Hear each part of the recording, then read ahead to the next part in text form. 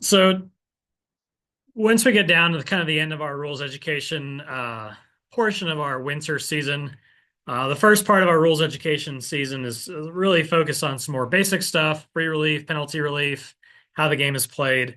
Once we get down to the end of our rules education season, we get to these last couple seminars. We do start getting a little bit more into the weeds, and we do get to dive into a little more of a deep topic. We are getting that tonight a little bit, jumping into Rule 9. Rule 9 is actually probably one of my favorite rules to deal with. I really enjoy talking about Rule 9, dealing with Rule 9 questions and issues that come up, solely just because when I first started studying the rules of golf, it wasn't Rule 9 when I first started studying it. It was a different rule, but the same topic with ball play as it lies, ball at rest being lifted or moved on the golf course. It didn't really sink in for me the first time I started studying this particular topic. It took me a while to kind of wrap my head around all the concepts in this rule. But the more I studied it and the more I dealt with it on a real life basis and just looking at what the rule actually tells you to do, it's actually a pretty simple rule once you boil it down to once you start understanding it. So we'll jump in and start talking about Rule 9, ball play as it lies, ball at rest, lifted or moved. A little bit of our outline of what we're going to deal with tonight, purpose statement, some definitions that specifically deal with what happens in the rule, moved, known or virtually certain natural forces. A few other definitions that aren't particularly marked there that we do deal with in the rule that we'll see come up here a little bit later in those middle sections. But seven subsections to deal with in Rule 9. Rule subsection 1 and 7, pretty short. The heart of the rule is really dealt with 9.2 through 9.6. So that's really where most of the content from tonight's going to be living in. Go over what the presentation covers, what it means when a ball is moved. Talk about one of our fundamental principles of the rule of golf, playing the ball as it lies. Of course, the two principles we mostly talk about with the rules of golf, playing the ball as it lies and playing the course as we find it. Tonight, we're going to be dealing with the first half of that, playing the ball as it lies. Standard for determining whether a ball moved and what caused that ball to move. Four things that can cause a ball to move, only three of which apply in stroke play. And what to do when a ball moves, if there's any penalties, who gets the penalty, where do we put the ball, what happens and all that, and then those things that cause the ball to move. So giving this some information away already. And again, what happens and what to do if there are any penalties, if a ball marker is lifted or moved. Talking about our central principle of the game, playing the ball as it lies. We've all kind of heard it before. We play the ball as it lies and we play the course as we find it. The rules are kind of structured based on those two central principles. A perfect example of this being where we just got to accept the good with the bad. Playing the ball as it lies. Sometimes we're going to get good breaks. Sometimes we're going to get bad breaks. We got to just deal with it as it comes. We got to accept that, whether it's in our favor or not. So the biggest argument to this against this rule is getting relief for a divot in the fairway. We've all heard it time and time again. Why don't we get relief for divots in the fairway?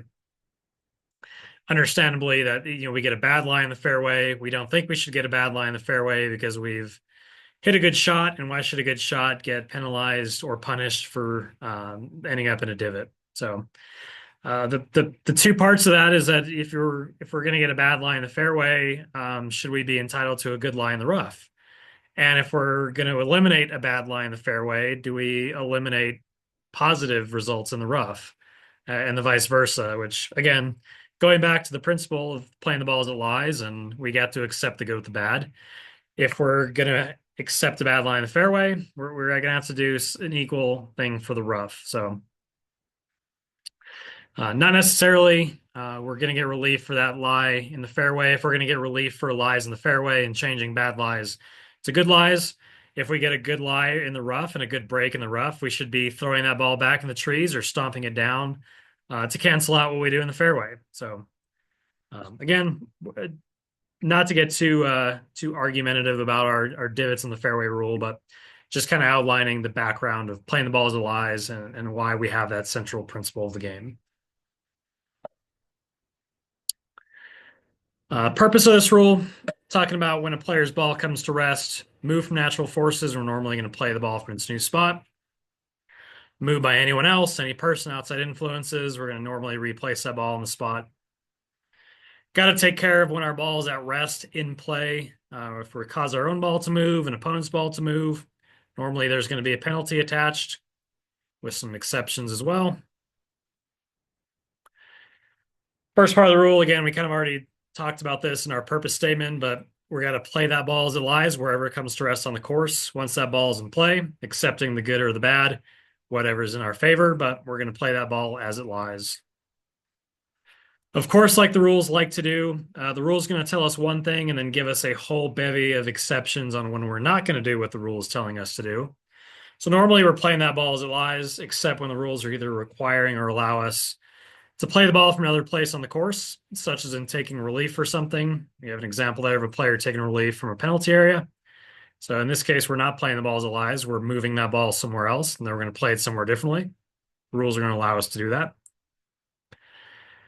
Rules might sometime require us to lift a ball and then replace it back on the original spot. Maybe we're checking to see if it's our ball, lifting the ball to identify it, lifting the ball because it interferes with another player. Rules are going to require allow us to do that, replace it on its original spot.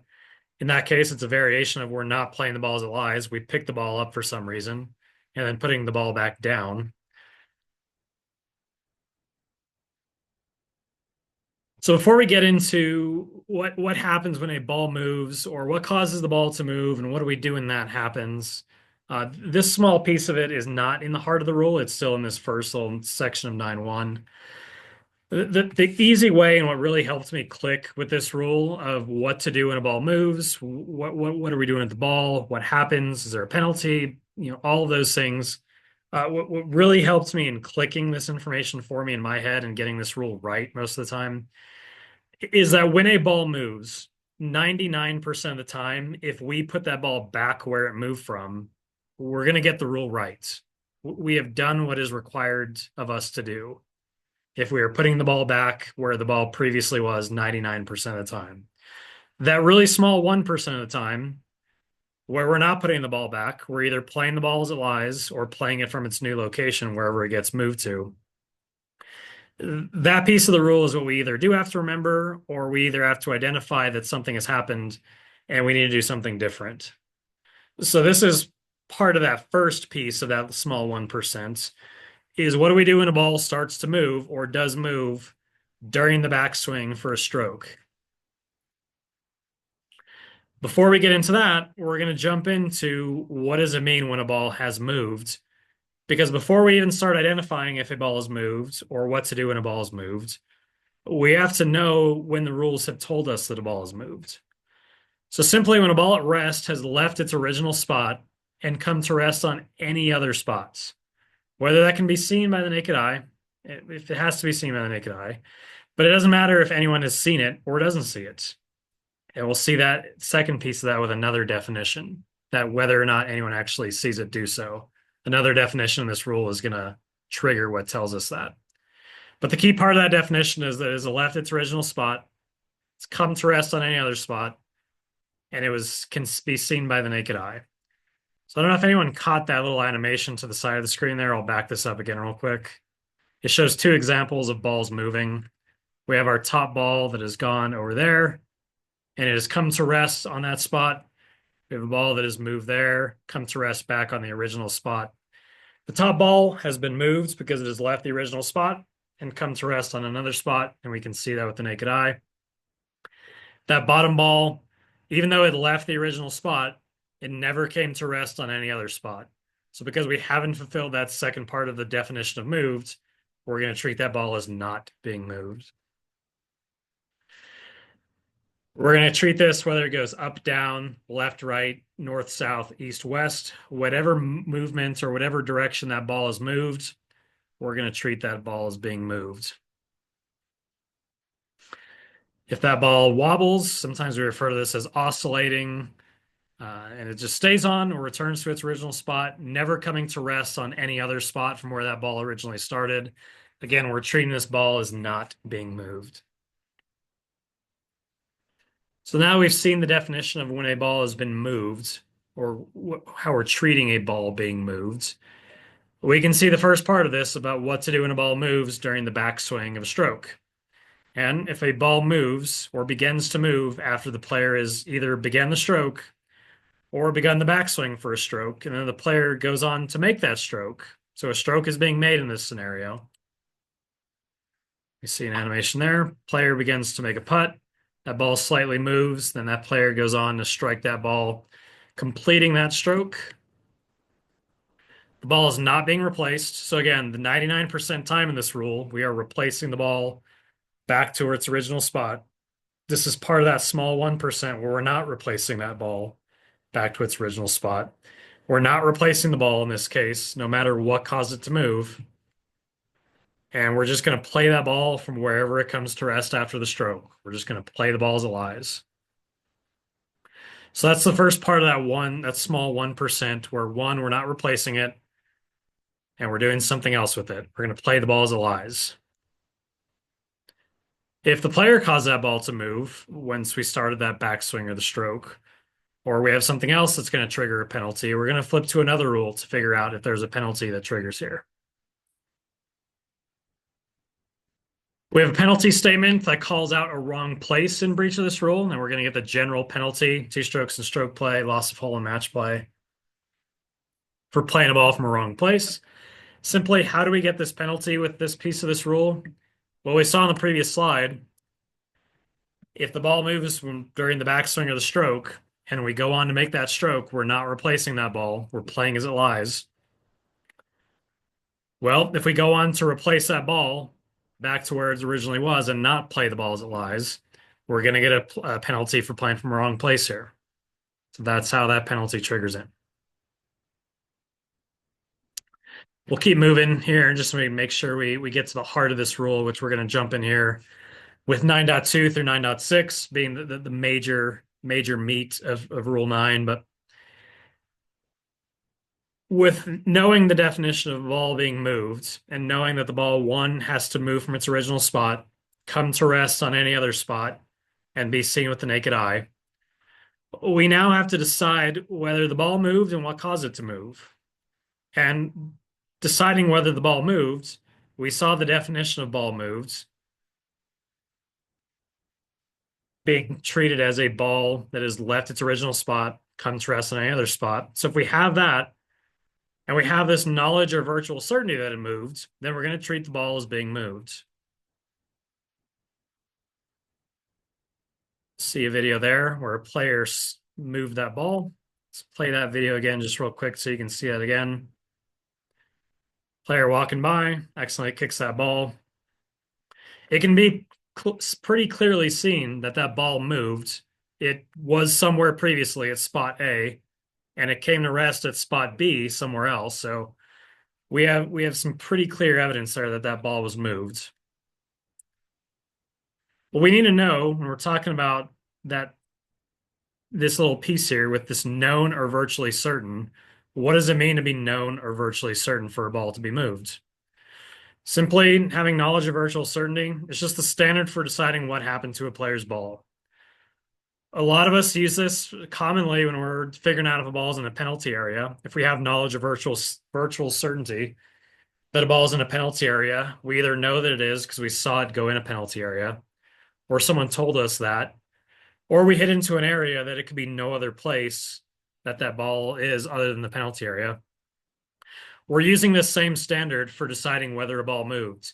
If we saw the ball move, or if we saw someone else's ball move, we have the knowledge that it moved because we saw it with our own eyes. Or if someone told us it moved, or if it's very clearly seen that it's somewhere else than where it previously was, we have the virtual certainty part of that piece of the rule. So having that knowledge of the virtual certainty is what's going to help us decide whether a ball moved or not. Same thing when deciding what caused it to move. If we have knowledge that we saw specifically what caused it to move, then we can pin it on something. Or if it's virtually certain that no other thing could have moved it except this, we have that piece of it. Then now we can pin it on a certain cause of what caused that ball to move. When we have knowledge of virtual certainty, it means it's more than just possible or probable. We have a specific number we're putting on this. If we have the knowledge, if there's conclusive evidence that the question happened, so we either saw it, witnesses saw it, someone else saw it, we know that it happened because there's conclusive evidence that it happened. Or even though we have a small degree of doubt, there's a 95% likelihood that whatever we're trying to figure out happened. So the easy way to figure that out is if whatever we're trying to figure out, whether whether the ball moved, what caused it to move, if it was this person, if it was this person, whatever we're trying to figure out, if that thing happens 19 times out of 20, or if we can reliably say that it happened 19 times out of 20, we have met that virtually certain standard for deciding what had happened.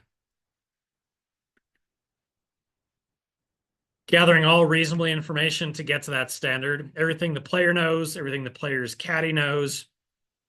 If we have a partner, maybe the partner knows something that had happened, any other reasonable information we can get from another player, a spectator, a referee, whatever we might be able to get, that's all included in our reasonably available information for deciding what happened here.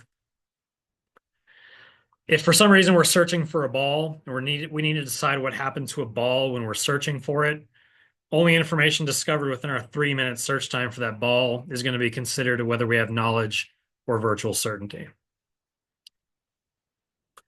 So quite the long definition there, but it's important to understand that definition and the moved definition into really understanding this rule, because those two things, when we decide whether the ball moved or not and what caused it to move, and if we have the knowledge of virtual certainty that either of those two things happened, if we can't get to those two things, the rest of this rule really doesn't matter.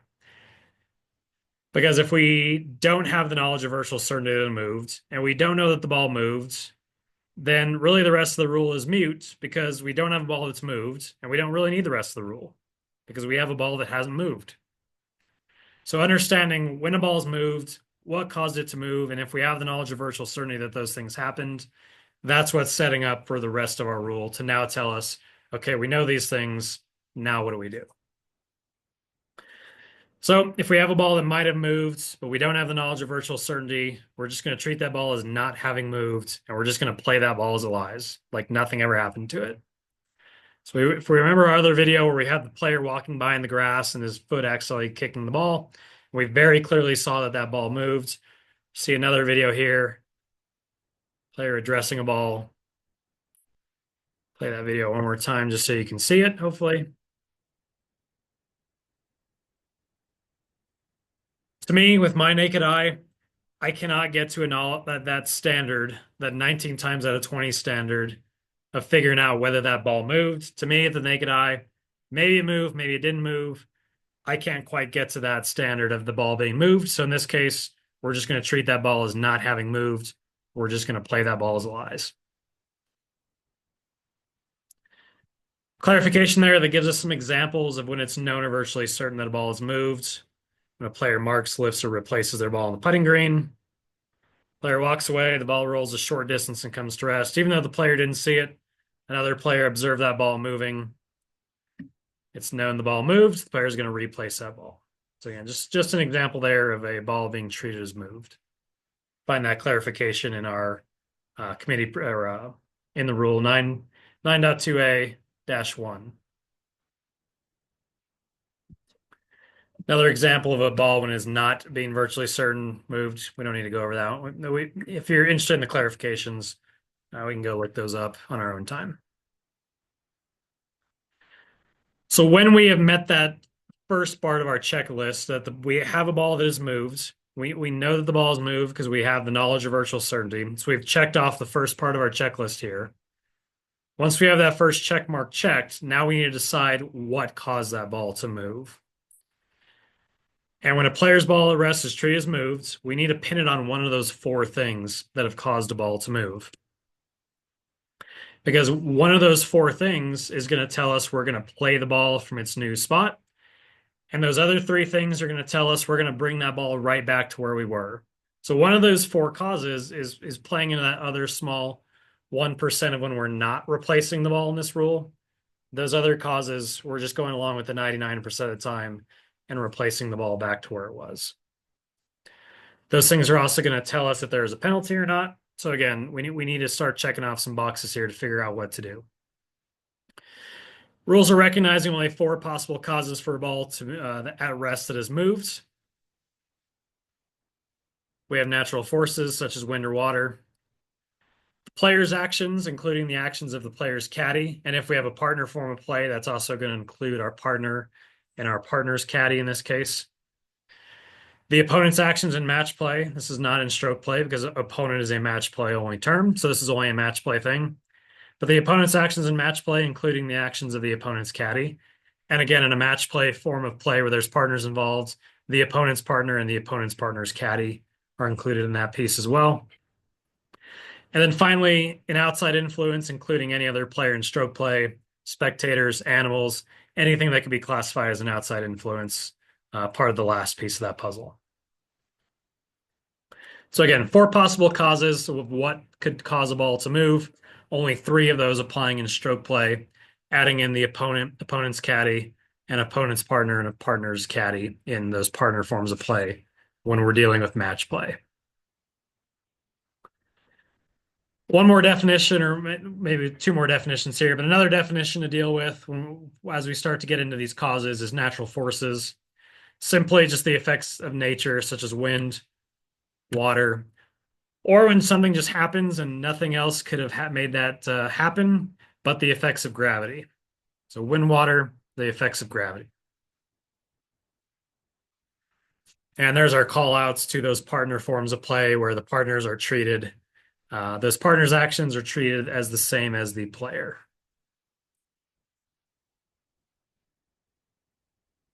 If the player, the opponent, or an outside influence is treated as having caused the ball to move, we're only pinning this on the player, opponent, or outside influence if we have knowledge or virtual certainty that those things caused the ball to move. If we know the ball moved and we saw a player move it, we have the knowledge that the player moved it, so we've checked those 2 boxes. If we know a ball is moved and we saw an opponent move it, we've checked those 2 boxes, so we know those 2 things happened. If we saw a ball move and we saw an outside influence move it, it's pretty easy. We've checked both of those boxes, that all those things, player, opponent, outside influence, we know what pinned it on. We know what to pin it on, that ball is moved. If we know a ball is moved, but we don't have knowledge or virtual certainty that the player moved it, we don't have knowledge or virtual certainty that the opponent moved it, and we don't have knowledge or virtual certainty that an outside influence moved it, but we know the ball is moved, so we have the knowledge of virtual certainty that a ball is moved. We just don't have knowledge of virtual certainty on what caused it to move. We're just going to pin it on natural forces. That's the only thing left that could have possibly caused that ball to move. The effects of wind, water, or gravity. Natural forces is going to kind of be the fall guy here. If we can't pin it on the player, opponent, or an outside influence, it's going to default to natural forces. Example here, Padraig Harrington from the Masters. There's no audio in this clip, so you're not missing on anything. But example of Padraig Harrington preparing for a putt at the Masters. You see this is pretty windy day. We see those pant legs shaking in the wind. He's about to address this ball. We see that ball moved. We know it's moved. We can't quite figure out if Padraig moved it. There's no opponent here because it's stroke play, and there's no outside influences around that ball, but we're not quite sure that Padraig did anything to move this ball. The only thing left we can pin it on is natural forces. And just with the amount of wind we saw in those pant legs blowing, it's probably a good estimation that natural forces was the cause there. Again, in applying our knowledge of virtual certainty standard for what caused that ball to move, we're trying to use all reasonable information. Everything the player knows or the player can get, same with their caddy or their partner, any reasonable effort without unduly delaying play. Before we jump into all of our individual causes and what to do when each of those causes moves the ball, George, any questions in the chat or any questions we can address off the bat if here? we have time, we have 2 questions in the chat. Frederick first, he asks, when lifting to check or identify your ball in deep rough, do you have to replace that ball just as deep in the rough as it started? Could the player slightly improve his lie inadvertently when dealing with balls in deep rough? Yeah, so going back to the definition of moved, and this also plays in a little bit the definition of a lie. But going back to the definition of moved, if you remember when talking about moved, we talked about the ball being moved, whether it goes up, down, left, right, east, west, north, south, horizontally, vertically. That also goes for the lie of the golf ball. The lie of the golf ball also has north, south, east, west, up, down, left, right. So if we're not replacing that golf ball back to where it was in relation to north, south, up, down, left, right, east, west, we're not replacing it back on the spot it came from. And we're lifting the ball to identify it, and then we're replacing it back down to where it was. We need to put it back on the same spot, and that spot includes the up, down, left, right, east, south, northwest. So the answer to that is yes. We need to put it back down that original spot. Same thing with the horizontal, vertical, wherever that spot was.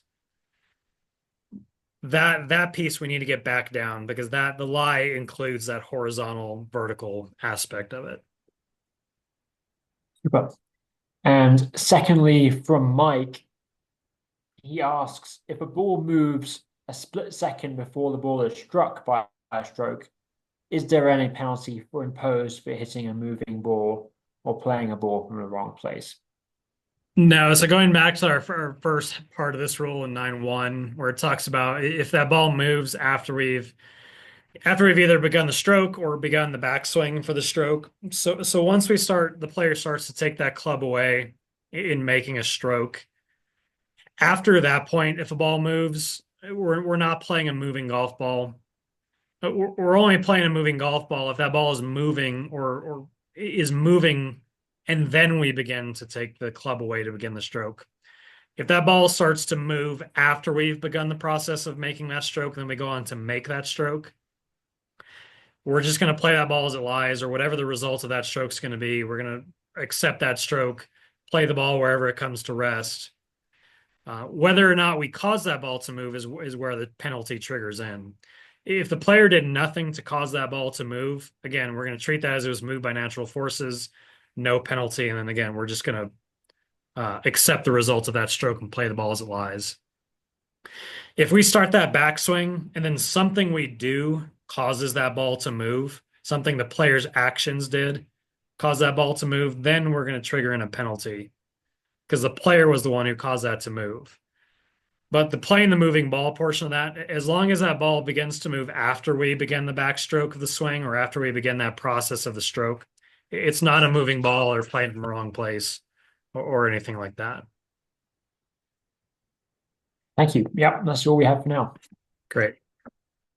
So let's start diving into our individual causes here. So we saw our four causes of what causes the ball to move: natural forces, player, opponent, outside influences. We're going to get a subsection in this rule for each of those causes, starting with natural forces. So if natural forces, wind, water, the effects of gravity, if they cause the player's ball to move, there's going to be no penalty to the player because we can't penalize natural forces. The player didn't do anything wrong here. And we can't penalize the wind or gravity. So there's going to be no penalty. And we're just going to play that ball from its new spot. So again, this is the other part of that little 1% of the time we're not replacing the ball in this rule. The first part of that was when we just talked about, ball begins to move after we start to make the stroke and then make the stroke. We're not replacing the ball in that case. In this case, this is another one. Once that ball moves from natural forces, we're just not replacing that ball. We're just going to play its spot, play it from its new location. So you have a ball in the creek here. The water is going to take this ball down the creek. It's going to come to rest at a new location there. We're just going to play that ball from its new location wherever it is taken by that water down the creek.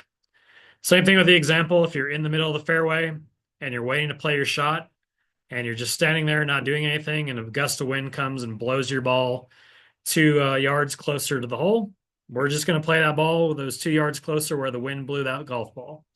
We're just going to play from its new spot, no penalty. Like everything, we have two exceptions in this rule. We have one exception for a ball on a putting green that was marked, lifted, and replaced. And after that process of marking, lifting, and replacing the ball on the putting green, the ball is moved by natural forces at that point.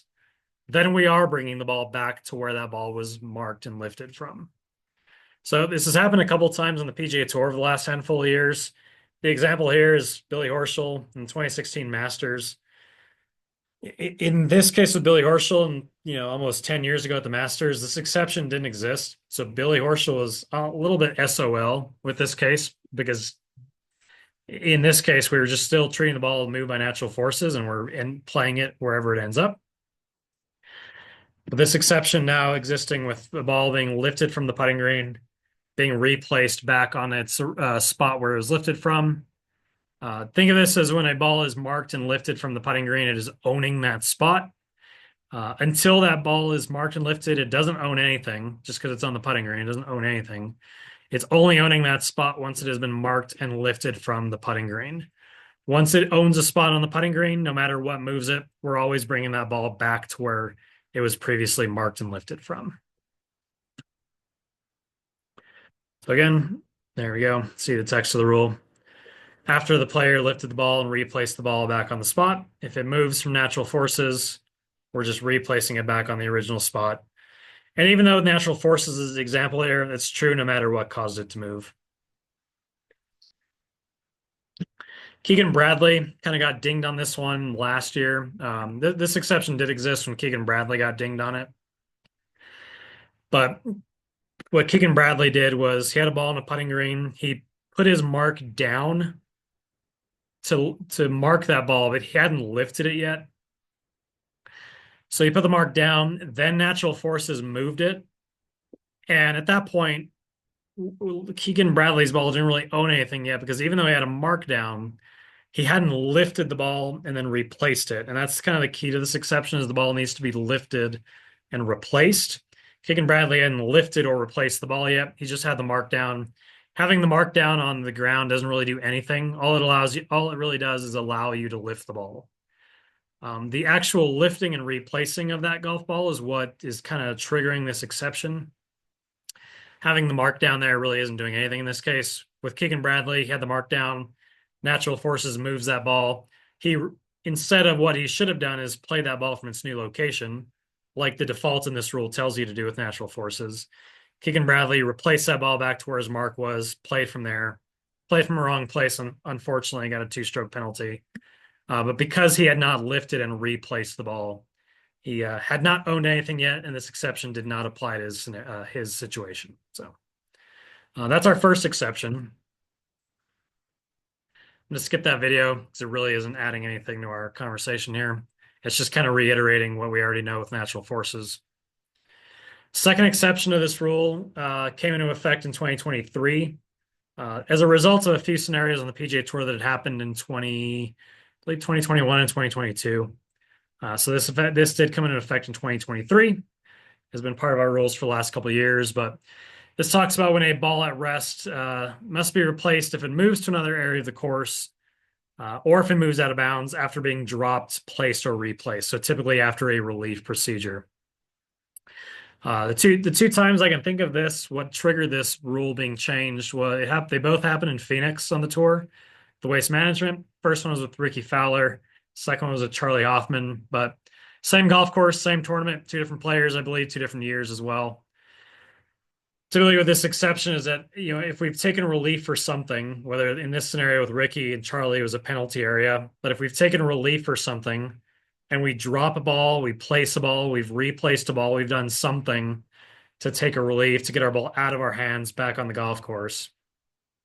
And then the ball comes to be at rest. And then after it's at rest, after that relief procedure, whatever it was, it moves to another area of the golf course or it moves out of bound from natural forces. Instead of playing as it lies with the natural forces, like the putting green, we're going to replace this back to where it was before it moved.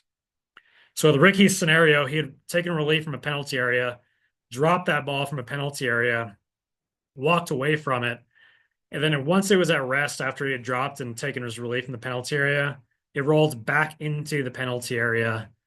And without this exception, we would just be doing this with natural forces. We're just playing that ball from its new location because it was moved by natural forces. And in Ricky's case, he would have to take relief again from the penalty area and drop again with another penalty stroke. It's not really fair, and it's not really the intent of the rule. So what we're going to do here is if that happens and it moves to another area of the golf course, in Ricky's case, it moved from the general area to a penalty area, we're just going to replace the ball back to its original spot, no penalty, and then go from there. Again, a longer video that just kind of reiterates the text on the screen and what I just explained there. For a ball on the putting green, once it's been dropped, placed, or replaced, we're just going to go back to exception 1 and use exception 1 to figure out what we do there.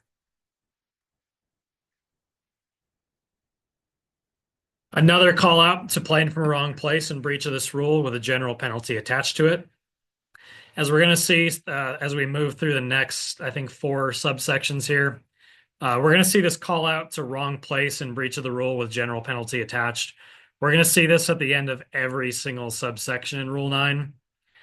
That's just because simply that if we're going to get this wrong, if we're going to replace the ball in a scenario where we weren't supposed to replace it, like with natural forces, or we don't replace the ball when we're supposed to replace it, like the rest of the rule, we're going to get a wrong place penalty if we play from there. We're going to play from a wrong place, and we're going to get a general penalty. Let's keep moving through our causes here, and then we'll wrap up all of our causes and ask and tackle any questions about our specific causes at the end, and then we'll tackle the little last piece of this rule, the ball marker, as we finish up. But let's grab all of our questions about all of our causes in one swoop at the end here. Shifting away from natural forces, now we're getting into the part of this rule where we're pretty much everything that comes up on the screen here, we're going to be replacing this ball back to where it was before it moved through these next 3 subsections, 9.4, 9.5, and 9.6. We're bringing the ball right back where it was before it moved. So we're dealing with the player here, dealing with the player, player's caddy, player's partner, and partner's caddy in those partner forms of play, 4-ball or foursomes. So what to do when that is moved by the player, when it must be replaced, and then all of our exceptions that we're going to get out of the penalty for. This rule is only applying when it's known or virtually certain that the player, the player's caddy, or those partners caused that ball to move, lifted the ball at rest, whatever they might have did to cause something to happen to the ball. Again, if we don't have that knowledge or virtual certainty that the player did this, we're defaulting back to natural forces. If that player lifts or causes their ball at rest to move or moves the ball deliberately, we're going to replace that ball back on its original spot. If we don't know the original spot, we're going to estimate it and replace it back there. And we see the first of our couple exceptions, except when the player lifts the ball under a rule to take relief or to replace the ball on a different spot. We're not replacing it here. We're going to go to a different spot.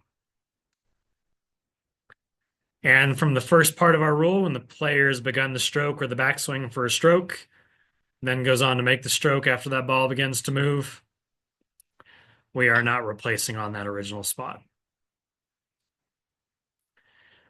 If the player is the cause for that movement, that deliberately touching the ball, causing it to move, lifting it when they weren't supposed to lift it, if the player, player's caddy, or those partners, if they are the cause of that ball to move, we're going to get 1 penalty stroke for doing so.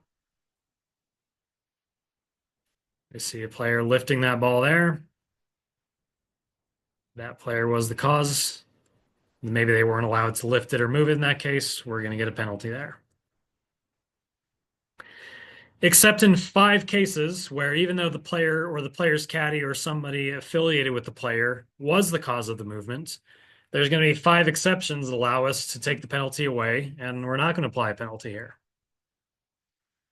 So our first exception was simply the player was allowed to lift or move the ball. So anytime the player is allowed to lift or move the ball, because the rules tell us that, we're either going to be allowed to lift or move because we're going to replace it back on its original spot. We're going to require a moved ball to be replaced on its original spot. We're dropping or placing a ball again, playing a ball from a different place, maybe taking relief. All those things the player would be allowed to lift or move the ball. Maybe the ball's in the teeing area, and in the teeing area where the rules tell us we're allowed to lift or move the ball at any time when our ball is in the teeing area, There's going to be no penalty here because the player is allowed to take those actions or lift or move that golf ball. So no penalty with this exception. If we accidentally move that golf ball when we're trying to find or identify it, we're in the process of a ball search, or we're in the process of trying to identify our golf ball, and the player's caddy, or anyone else affiliated with the player accidentally causes that ball to move, we're just not going to have any penalty attached there. If we have any accidental movement on the putting green, we're not going to have any penalty applied to this one. If we accidentally cause our ball to move on the putting green, no matter how it happens, practice stroke, accidentally kick it, putting green rule is going to tell us that there is no penalty here. If we accidentally move our golf ball anywhere on the golf course except for the putting green, but we're doing it while we're applying a rule, again, no penalty. And if we're doing this while we're taking reasonable actions to mark the spot of the golf ball, because we're trying to identify it, trying to take relief, trying to do something, if we need to mark the spot of the golf ball, no penalty for moving it when we're allowed to do so. If we're removing a movable obstruction, applying our movable obstruction rule, and the ball accidentally moves, no penalty there because we're removing a movable obstruction. If we're restoring worsened conditions when we're allowed to do so, maybe in a bunker when someone else played before us in a bunker and our conditions were worsened, we accidentally moved the ball while trying to restore those conditions, no penalty. If we're taking relief under a rule, like trying to get off that cart path, and while taking relief under the rule, we accidentally move our golf ball, no penalty. Mostly because we're going to move that golf ball anyways while taking relief under that rule. So the golf ball really doesn't matter if it gets moved because we were going to move it anyways because we're going to drop it somewhere else. If we're determining whether relief is available, like trying to figure out if our ball is embedded, as we're trying to mark that golf ball to figure out if it's embedded, if we accidentally move it, no penalty there because we're trying to determine whether relief's available. Or trying to determine where to take relief, like determining our nearest point of complete relief, measuring a relief area, doing something like that.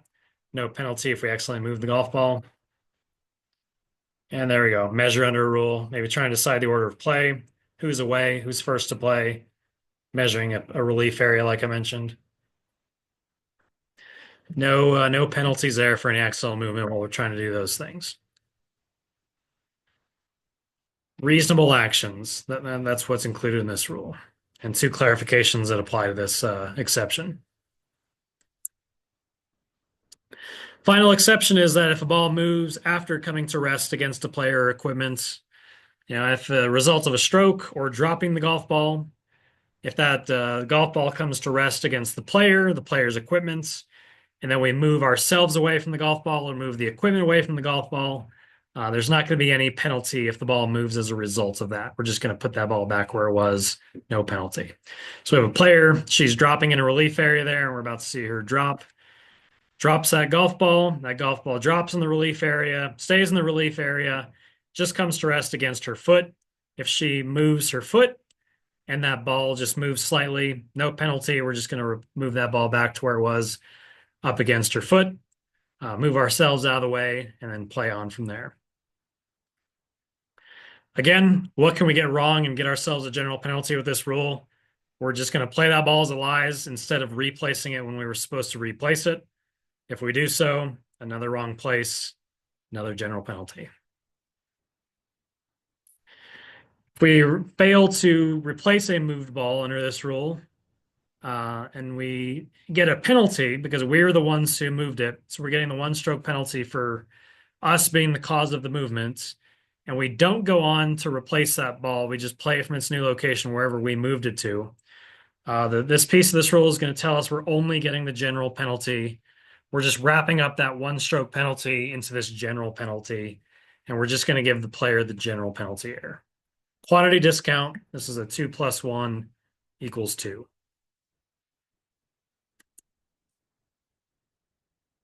Keep moving here and make sure we get to the end of our material as we approach the top of the hour.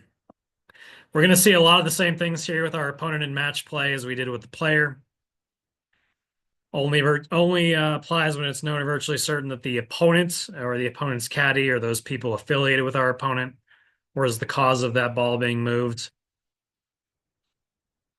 If our opponent plays the player's ball as a wrong ball, we are not going to rule 9-5 to figure out what happens. We're going to a different rule to figure out what happens because the wrong ball is not governed by a ball being lifted or moved. It's governed by the wrong ball rule. Simply, if this happens, if an opponent plays the player's ball as a wrong ball in match play, pretty simple answer is the hole's over because the penalty for playing a wrong ball is the general penalty. If the opponent does that, plays our ball as a wrong ball, opponent earns themselves a general penalty in match play, which is loss of hole, and that hole is over. We don't need to do anything else. We don't need to figure out if we're replacing the ball here. We don't need to figure out where the ball's going back to because the hole's over because that player has earned themselves a general penalty in match play. If that opponent does lift or move a ball that is not theirs in match play, that ball must be replaced on its original spot or estimated if we don't know it. Except when that opponent is conceding the next stroke, conceding the hole, or conceding the match. Again, we don't need to know where that ball is going back to or if we need to replace it if there's a concession being made, because typically there is something final happening. Hole is over, the match is over, whatever we are conceding is final. Or if the opponent lifts or moves something at the player's request, maybe the player is going to apply a rule, take relief. Maybe we're helping that player identify a golf ball. If we're doing something at the player's request, we are not penalizing the opponent for doing so. If the opponent is doing something deliberately without that other person's request, they're lifting that ball, deliberately touching it, or deliberately causes it to move, or accidentally even causes it to move in some cases, we're going to give the opponent one penalty stroke, just like we gave the player one penalty stroke. A couple exceptions here as well for the opponent. Just like what we saw, there's no penalty for lifting that player's ball when the opponent is making a concession because we have reached a point of finality with the hole, the match, or the next stroke, and we don't need to replace the ball anywhere. If that opponent marks or lift that player's ball in the putting green by mistake because they believe that they are marking and lifting their own ball, then they discover they have made a mistake and has lifted their opponent's ball on the putting green instead. If that happens by mistake and it happens on the putting green, no penalty here. We're just going to allow that opponent to put that ball right back down where they lifted it from, kind of treat as if it never happened. Just put it back. We're all good. We just made a mistake. Let's just go back to what we were doing. And all those other exceptions we saw for the player, accidental movement and trying to find or identify a golf ball, accidental movement on the putting green otherwise, accidental movement while applying a rule anywhere else on the golf course, and accidentally moved after coming to rest against the player or the equipment. Any of those exceptions that apply for the player are also going to apply for the opponents to get out of a penalty error. And we see the same penalty statement we've been seeing in all the other rules. If we get something wrong by not replacing the ball back to where it's supposed to go and play from a wrong place, we're getting a general penalty. In this piece of it with the opponents, if an opponent moves a golf ball and then the player or something, whoever moved it does not replace it, whether it's the player or the opponent, and then the player goes on to play that from the wrong place, it is the player who is getting the general penalty in this case, not the opponents. Real quick, we'll get through ball lifted by outside influence, and then we'll hit some questions, and then we'll try and wrap this up here. But we got one more definition of tackle tonight, outside influence. Any other person other than the player, caddy, player's partner, opponent, any of their caddies, partners, or opponent, any other player other than those things, we're going to consider an outside influence. And an outside influence is just any object, person, thing, animal, anything that can affect what happens to a player's ball, equipment, or anything else on the golf course. Those are all outside influences. Again, player, caddy, partner, opponent, opponent's caddy, or partner's caddies. Those things are not included in outside influences because we already have definitions for those things, and we already have rules that attach to those people. So we don't need to call them outside influences. We have our own rules and our own definitions to attach to them. Everybody else, another player in stroke play, another person, spectator, animals, any natural objects, artificial objects, anything else that could affect whether a ball is in motion, including another ball in motion itself. These are all outside influences. Not natural forces. not wind, not water, not the effects of gravity. Those things are not outside influences. Those things are natural forces. If we have artificially propelled air or artificially propelled water from a fan or an irrigation system, those things are outside influences. Naturally propelled air, which would be called wind, and naturally propelled water, which would be called rain, those things are natural forces. If it comes from a fan or an irrigation system, it's an outside influence. So if it's known or virtually certain that an outside influence, including another player in stroke play, another ball, spectator, animal, it's known or virtually certain that an outside influence lifted or moved that player's ball at rest, no penalty, and we're replacing that ball back on its original spot. If it's not estimated or known, we're just going to estimate that. This applies whether the player's ball has been found or not. The reason we have that call out in this rule is because it's possible we have a ball that is lifted or moved by an outside influence, but nobody saw it happen. But we can reach that knowledge of virtual certainty standard some other way by deducing that an outside influence moved our golf ball. Maybe we saw another group from 2 fairways over come over into our fairway and be in the area where our golf ball was, and it's maybe 95% likely that they picked that golf ball up. 95% likely that there's a dog that ran across the fairway and then we get up there and our ball is not there. Maybe it's 95% likely that that dog moved that golf ball. We haven't found that golf ball because it was taken away by an outside influence, but we can still reach the standard that we know that our ball has been moved by an outside influence. If we learn that our ball has been moved after the stroke is made, so we have figured out that our ball was moved by an outside influence and we played that ball where it was. We figure out after that stroke was made that the ball was previously moved by an outside influence. We're not going to say that player played from a wrong place because we just didn't know before that our stroke was made.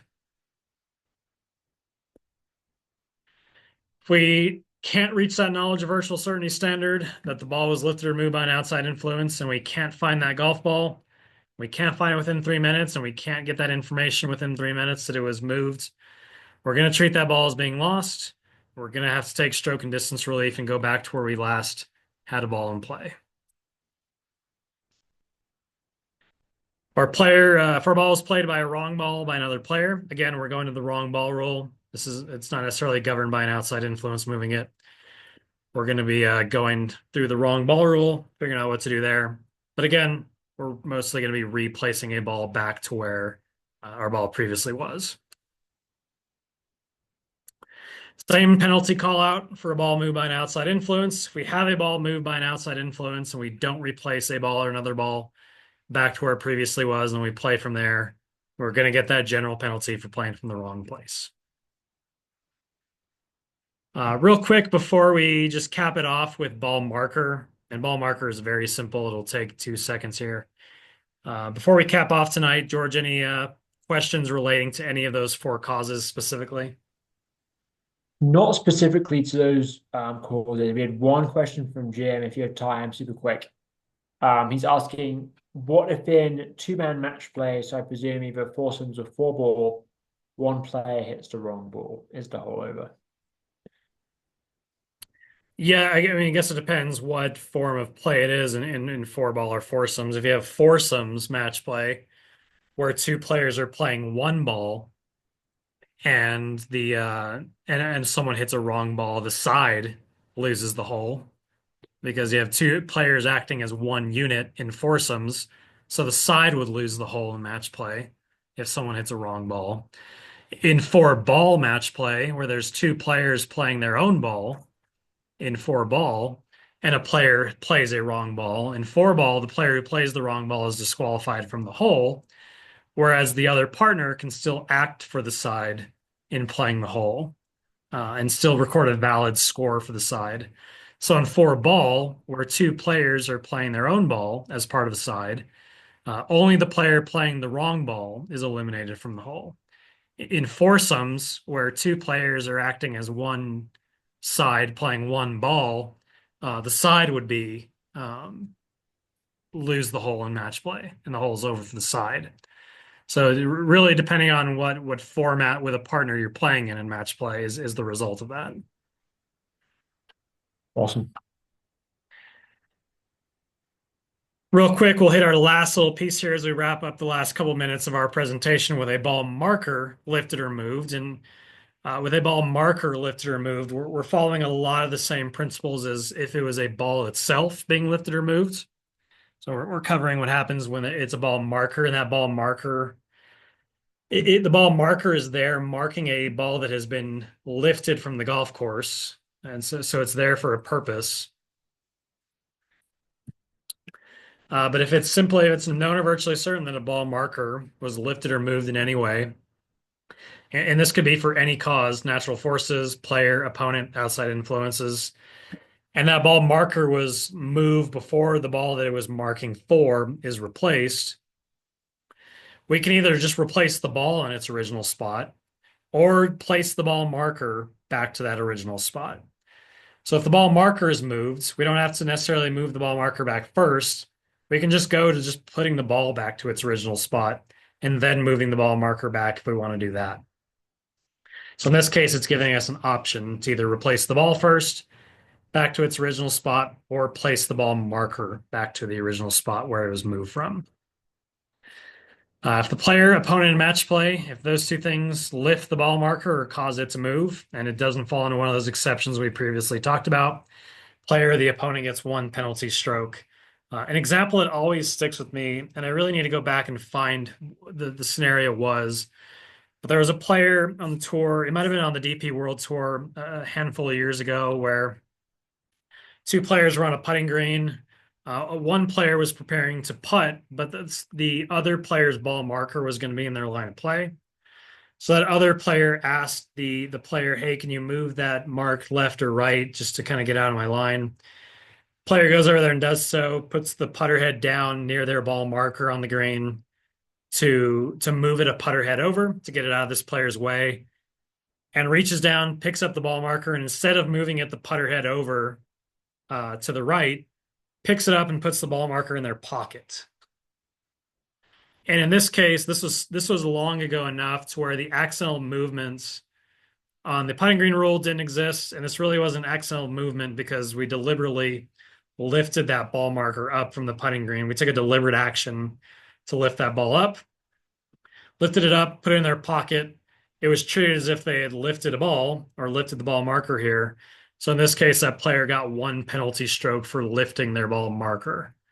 We simply just put it back, that player put it back down and fixed the mistake that way, but what didn't get absolved of the penalty got the penalty for lifting their ball marker. Kind of a brain fart moment there for that player, but again, we're going to get that penalty stroke if we lift or cause that ball marker to move, and we're the cause of it.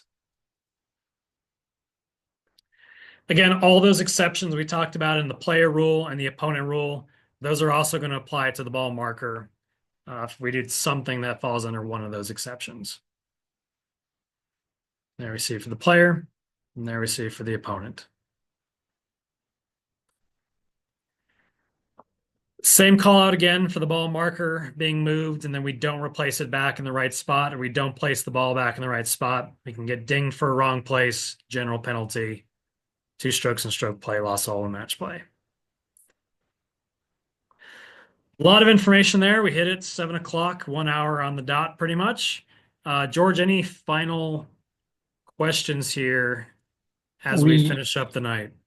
Do have one more question, or two actually. We have one more come in. Firstly, Michael asks, in match play, your opponent marks and moves the player's ball in the general area without the player's knowledge or permission. The player does not realize the ball has been moved and plays the ball from the wrong place. What's the result? Yeah, sorry, let me just make sure I've got everything straight there. So that the opponent moves a ball in the general area, moves the player's ball in the general area. Player doesn't know that information and then plays the ball from where it was moved from, does not replace the ball. Correct. Does the player get a wrong place penalty? Give me a second to think on that one. Yeah, it's a tough one. I mean, what it really comes down to is it was their knowledge or virtual certainty that the ball was moved. And if there was knowledge or virtual certainty that a ball was moved, then that kind of triggers what we need to do with that golf ball. If the player has no knowledge or virtual certainty that the ball is moved, then we can't determine that the ball for that player was moved. Now, if the opponent has the knowledge or virtual certainty that the ball was moved, and that's kind of where it gets a little trickier is who knows what. Essentially, is what this comes down to is who knows what. Does the player or the opponent have knowledge or virtual certainty that the ball is moved? If neither of those people have knowledge or virtual certainty that the ball is moved, we don't have a ball that's moved in the first place, based on the definition of moved.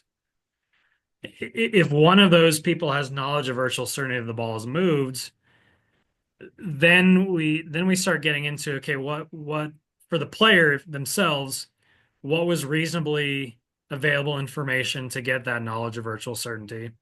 Did they get that reasonably available information in time?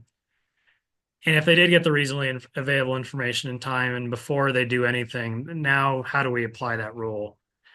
And if one, we can't get the knowledge of virtual certainty, and we can't get the reasonably available information, then we really don't have a rule to apply here, and thus we have a ball that hasn't moved. So I know that's pretty in the weeds there, and there's a lot to digest, but it's kind of one of those things where it's not necessarily just a black and white answer. There's a lot of things to kind of filter there, and to kind of figure out who knows what do they know, and what has happened. So hopefully that's kind of a roundabout way to answer that question.